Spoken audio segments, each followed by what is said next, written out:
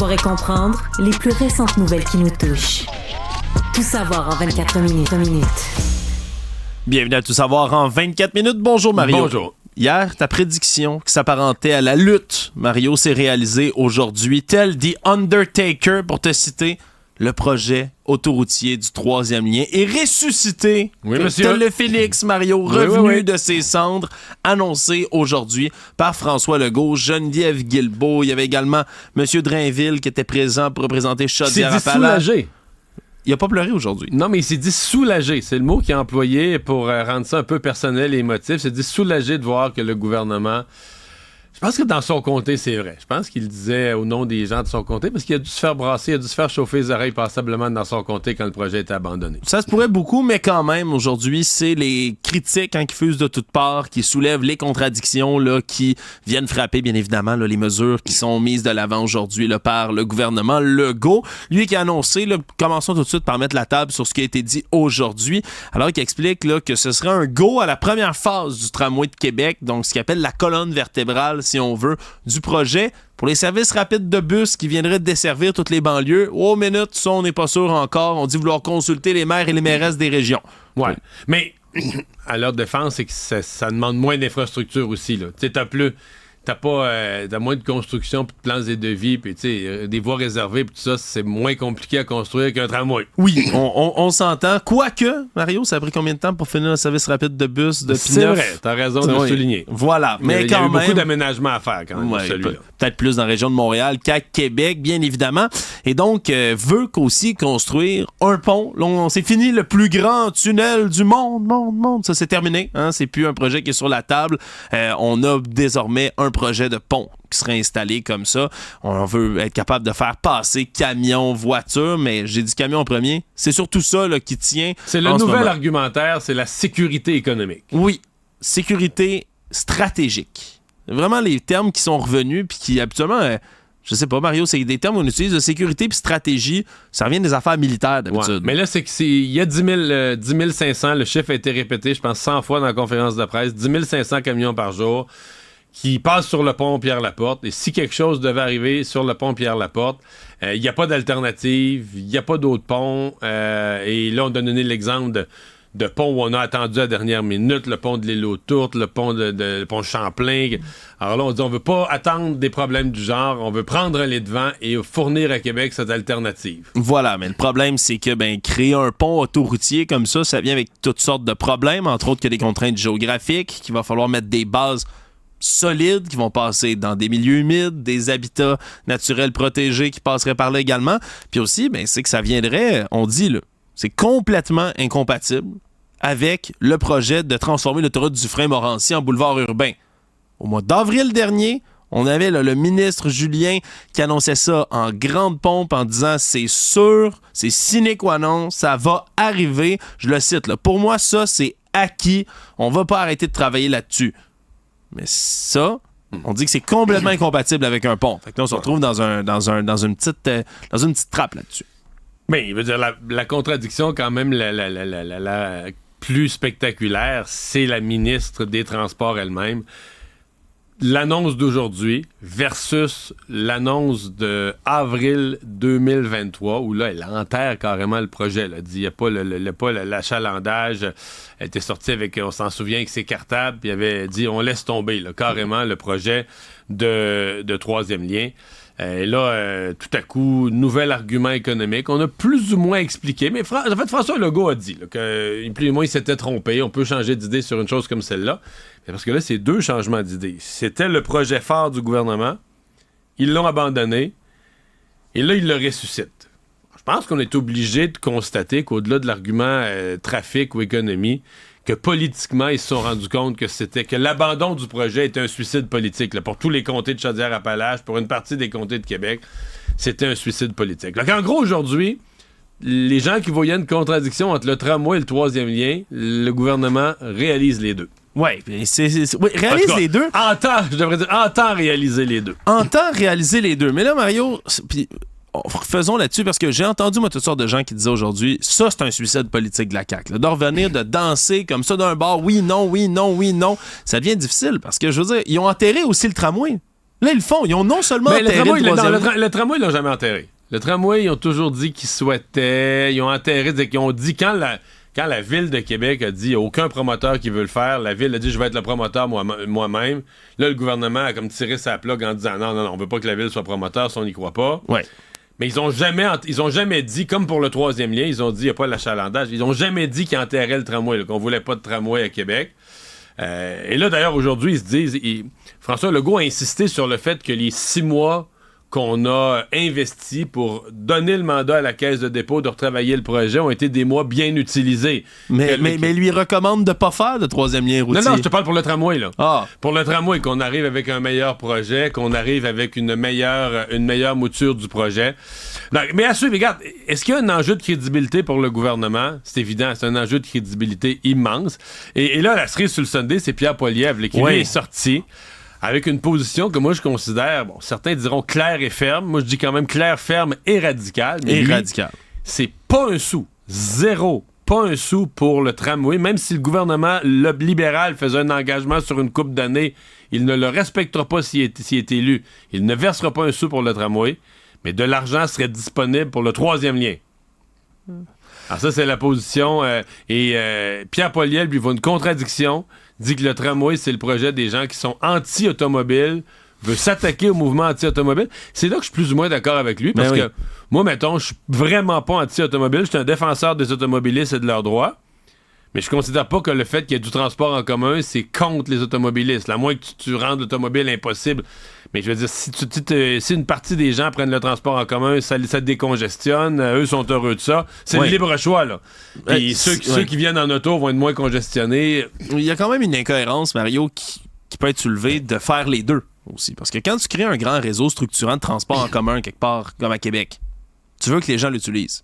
Tu veux donner cette option-là. Puis si tu dis, wow, OK, c'est l'option qui est le plus facile, qui est le plus rapide, les gens vont l'utiliser. Si les gens l'utilisent, les gens le remboursent. Si tu as aussi une route que tu construis à côté, les gens vont se dire, j'ai pas besoin de le prendre. Mais la route, c'est parce que c'est pas tout le monde. La route, c'est aussi pour les camions, c'est pour des gens qui sont plusieurs dans l'auto, c'est des gens qui sont sur des axes où. C'est pas tout le monde que son travail est dans la zone. Tu pars d'une petite zone résidentielle où le transport en commun est pas loin, puis tu t'en vas travailler dans une petite zone de bureau où le transport en commun est pas loin. Alors moi, je crois dans la liberté de choix. Et là, je vois qu'on a une nouvelle de dernière heure qui nous tombe dessus. Bonne nouvelle. Ben, c'est une très bonne nouvelle même. C'est la Fédération des médecins omnipraticiens du Québec et le gouvernement du Québec qui se sont mis d'accord, une entente là, pour les guichets d'accès à la première ligne, là, donc qui vient tout juste là, d'être déposé. Les détails de l'entente, bien évidemment, sont pas encore connus. Là. On fait juste annoncer qu'il y a entente. Et donc, c'est confirmé de ce côté-là. Puis déjà, je veux dire, le ministre de la Santé, Christian Dubé, disait juste ce matin là, qu'une réponse aujourd'hui de la part des médecins de famille était attendue. Donc voilà qu'on vient de l'avoir. Ce sera un dénouement possible, bien évidemment, si tout le monde entérine tout ça. Mais Christian Dubé, ce matin, qui disait qu'il y avait eu un déblocage hier. Je sais pas là que les médecins ont cédé sur quelque chose ou qu'il est arrivé une entente. Il disait qu'il y avait eu un déblocage hier, que ça le rendait plus optimiste. Il avait fixé une espèce d'ultimatum, qu'il fallait que ça se règle aujourd'hui, qu'aujourd'hui était une journée clé. Et là, tu vois, 16h44, toute fin d'après-midi, on a une entente. En rappelant, l'entente, c'est quoi? Là? C'est on sait pas les termes de l'entente, mais l'enjeu, je devrais dire, de l'entente, c'était qu'au 31 mai, finissaient ces paiements qui permettaient des GMF de faire une prise en charge collective. Donc, les gens n'avaient pas un médecin de famille. Il y avait comme un groupe de médecins de famille. Un groupe de médecins de famille qui les prenaient en charge. C'est que tu n'avais pas un médecin de famille, mais si tu avais besoin de voir un médecin, tu avais une place où appeler, puis tu avais un groupe de médecins qui te garantissait qu'un d'eux allait te prendre. Et depuis... écoute, l'histoire est un peu compliquée parce que le 31 mai, les médecins étaient moins payés pour le faire. Mais ça leur a pas interdit. C'était pas comme si le ministre avait dit « Je vais te mettre en prison si tu prends un patient en gap. » Non. Et donc, ce que ça a fait, c'est qu'il y avait 20 000 rendez-vous par semaine, puis c'est tombé à 5 000. Donc, il y a une grande partie des médecins qui ont dit « moi, si ça paye plus, je le fais pas. » C'était 120 si je ne m'abuse. C'était 120 par patient.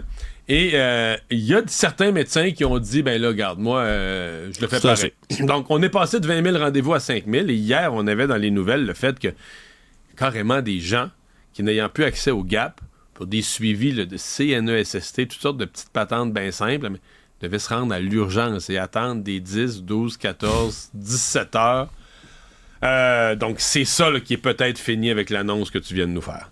Savoir et comprendre, tout savoir en 24 minutes. Sinon, ça continue de parler du Grand Prix de Formule 1. Hein. Ça aura été toute une semaine pour Valérie Plante et ce n'est pas terminé. On apprend aujourd'hui là, que le grand patron de la Formule 1, là, après s'être exprimé en s'excusant à toutes les écuries pour tous les problèmes, pépins, confusions qu'il y a eu durant la fin de semaine du Grand Prix à Montréal, mais voilà qu'il a envoyé une lettre à Madame Plante pour la solliciter pour une rencontre. Tout ça pour s'assurer qu'en 2025, lors du prochain Grand Prix, ben ça se répète plus, tout ça. Mais c'est quand même cette nouvelle-là aujourd'hui qui est tombée. Mme Plante qui reçoit une lettre comme ça, c'est un peu le directeur qui t'appelle dans son bureau. Là. C'est pas. Oui. Ça fait peur un peu. Et donc, elle va devoir répondre à ça. Là. Parce que là, François Dumontier, le promoteur du Grand Prix, à date, a répondu au nom du Grand Prix, mais il n'a pas le contrôle sur une bonne partie des reproches. En fait, sur la plus grande partie des reproches, il n'y a pas le contrôle. La police...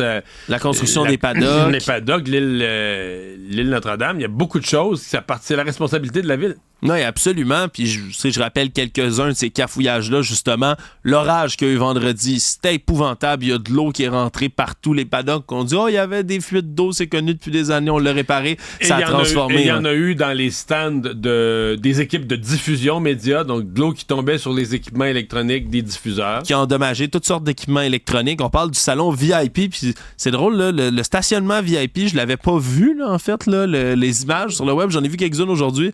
Ben de boue. De la boue à grandeur. Là. C'était vraiment complexe d'aller marcher là-dedans. On sait comment les gens s'habillent. Parfois, pour le Grand Prix, c'est prestigieux. J'imagine pas personne revenir avec ses beaux souliers dans ce stationnement-là. Pas grand monde qui allait là avec ses bottes à vache. Non, c'est ça. Alors que c'est ce que ça prenait dans le stationnement. Exactement. Puis il y a aussi toute cette confusion avec le SPVM qui a comme fermé des accès au site, fermé l'accès au métro, alors que c'était pas ça les instructions des organisateurs du site. Ça a forcé des gens à rebrousser chemin. Bref, tout ça combiné avec, on le sait, l'espèce de dangerosité qu'il y a eu des spectateurs qui ont suivi Max Verstappen pendant son tour de gloire à la fin de la course après avoir gagné.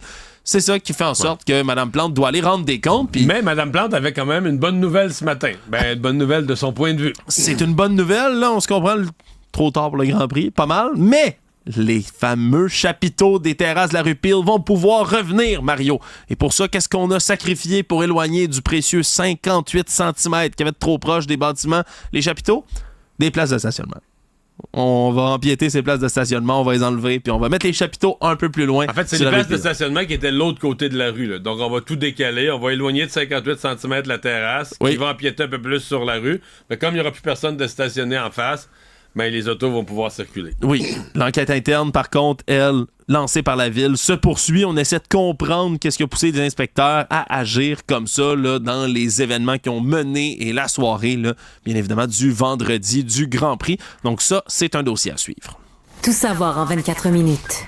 Dans les affaires judiciaires, maintenant, c'est le principal suspect du méga vol de données chez Desjardins de 2019 qui a été arrêté finalement aujourd'hui. Sébastien Boulanger d'Orval, qui était le premier suspect dans cette histoire-là. Là. On savait que c'était un des seuls noms qui avait filtré depuis longtemps. On savait qu'il avait été rencontré par les enquêteurs. Lui, s'était même là, fait mettre à la porte là, par Desjardins. Il travaillait au département de marketing jusqu'à son congédiement. On le soupçonnait justement de s'être emparé là, des données dans le cadre de son travail. Et là, lui vient rejoindre là, tous les autres complices qui ont été arrêtés. Les trois autres, là, on parle quatre autres, pardon, Jean-Loup Masse-Lelier, Charles Bernier, Laurence Bernier, François Baillargeon-Bouchard. Et là, dans le cas de Charles Bernier, à 11h30, quand la conférence de presse de la Sûreté du Québec a eu lieu, il avait été déclaré comme une personne recherchée. Et écoute, ça a été rapide. La SQ a lancé sa photo, appel au public pour le retrouver.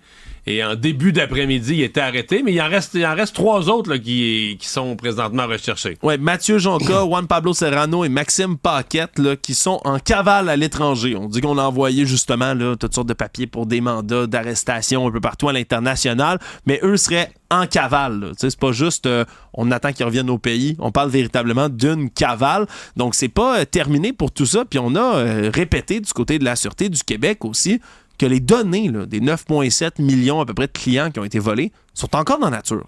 Tout ça, c'est encore en circulation. Mais ça, j'ai écouté ce bout-là de la conférence de presse. Les journalistes insistaient. Puis il y a un point où je me disais, mais comme si les journalistes comprennent pas. Moi, dans ma tête, là, une fois que il y a eu une fuite, là. Moi, c'est impossible à reprendre. C'est rendu sur le dark web, ça a circulé. Une fois que c'est sur le dark web, qui l'a téléchargé, qui l'a acheté, celui qui l'a acheté, à qui il a donné une copie de sa clé USB. À mon avis, mettons, la police peut pas arriver devant le public puis dire, moi, j'ai l'assurance. C'est pas un troupeau de vaches qui s'est enfui de l'enclos que tu vas récupérer, puis alors, voici votre bétail, monsieur. On a les 12 vaches, on les a toutes, il n'y en a pas d'autres. Là, c'est des données, donc par définition, ça se copie. Les versions papier, s'il existe, se photocopient. Les versions clés USB se copient.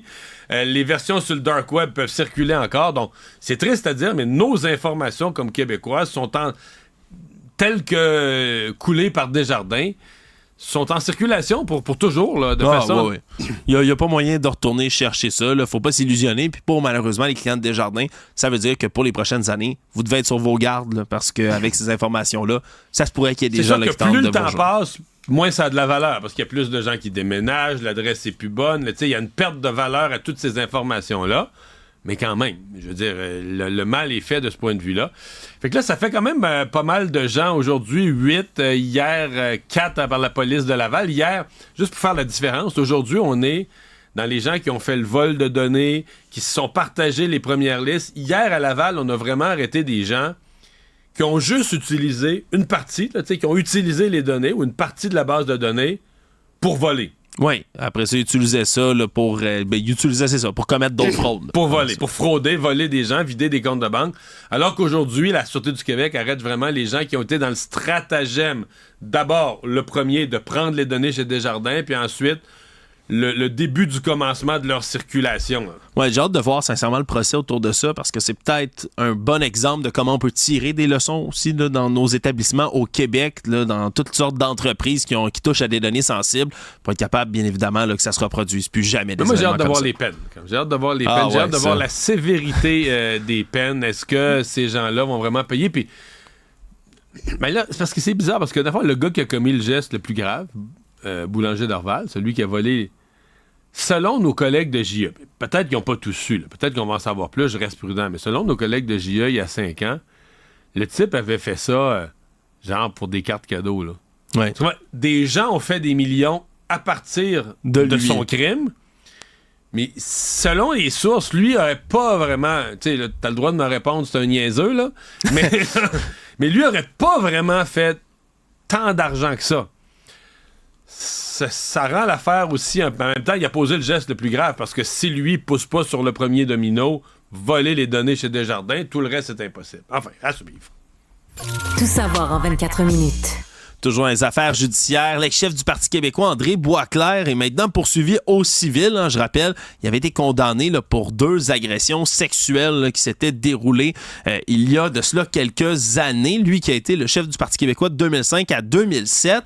Et là, après avoir été condamné, relâché de prison, a obtenu sa libération conditionnelle en mars 2023. Ouais, la finalement. Troisième tentative, je pense, avait été refusée au départ là, compte tenu de son attitude, de son comportement. Voilà, ça avait été refusé à 2 reprises, effectivement. Je rappelle ces crimes, là, on dit qu'il avait été reconnu coupable d'avoir maintenu, entre autres, un étudiant de 21 ans en ordonnant à une autre personne de le pénétrer contre son gré, tout ça dans un contexte de consommation de stupéfiants. Bref, une espèce de viol de groupe qui s'était opéré sur cette personne-là, qui, je rappelle, avait 21 ans à l'époque. Et c'est 7 victimes dont évidemment, il y a une ordonnance de non-publication sur son nom, l'identité est protégée, mais qui poursuit maintenant pour 270 000 $ au civil André Boisclair en disant que cette agression sexuelle-là a ruiné sa vie, lourde séquelles, perte de confiance, idées suicidaires, épisodes dépressifs, consommation de drogue et d'alcool pour tenter d'oublier la chose, comme c'est souvent le cas là, dans les agressions graves comme ça. Donc, c'est là, 200 000 dommages non pécuniaires, 50 000 en dommages punitifs, 20 000 pour ses thérapies.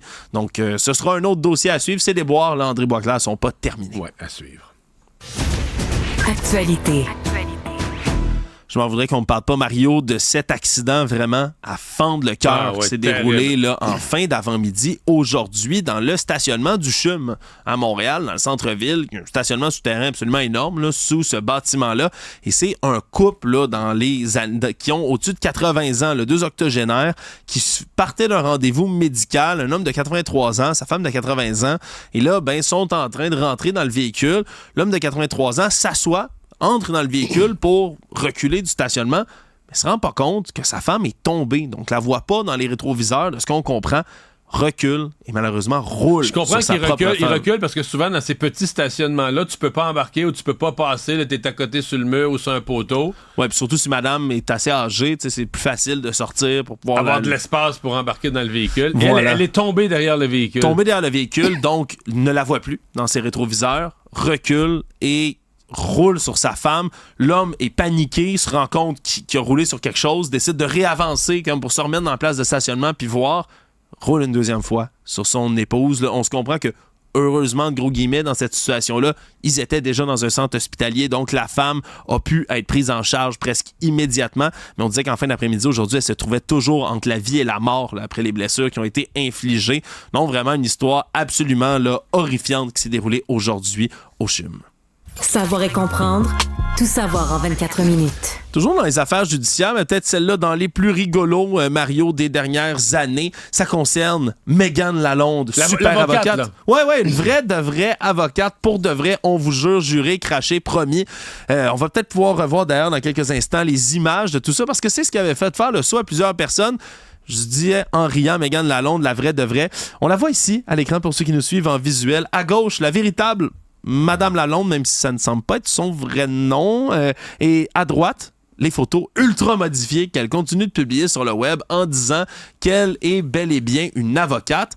Le problème, c'est que c'est pas vrai pantoute, qu'il y a déjà eu des constats d'infraction qui ont été remis, qui traînent un très, très long dossier, là, long comme le bras, de fraude en toutes sortes. Là, maintenant, il y a des gens qui l'appellent, qui donnent de l'argent parce qu'elle se dit avocate. Elle prend plein de stories dans les palais de justice en disant « Ouf, aujourd'hui, je cours dans les palais de justice, c'est tough. » Le problème, c'est qu'elle n'est pas avocate du tout et ça a forcé aujourd'hui le barreau du Québec à envoyer une mise en avertissement pour tout le monde au Québec. Que, d'habitude, quand de la minute que ces gens-là, il y a un mini-article de journal, tu sais, de la minute que ça coule, ils vont rentrer dans leur terrier là, comme une marmotte, puis changer de personnage ou ressortir.